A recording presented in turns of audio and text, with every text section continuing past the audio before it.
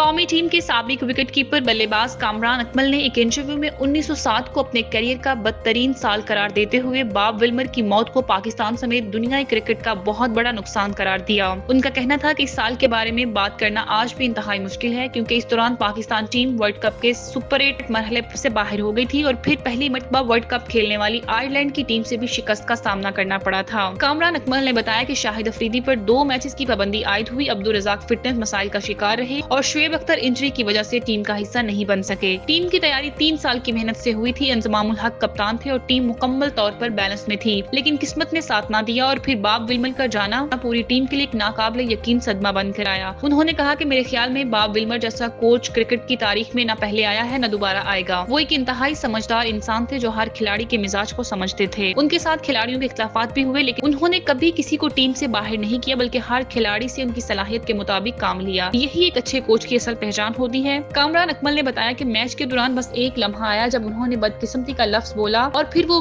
Hotel کے کمرے میں چلے گئے۔ اگلی صبح جب میں اور محمد حفیظ سوئمنگ پول کے قریب بیٹھے تھے تو ہمیں کسی نے آ کر بتایا کہ کوچ باب ولمر کا انتقال ہو گیا ہے، جس پر ہمیں یقین ہی نہیں آیا اور ہم حیرت میں ڈوب گئے۔ یہ کیسے ممکن ہو سکتا ہے کہ ان کا جانا ایک ایسا زخم ہے جو آج بھی تازہ ہے۔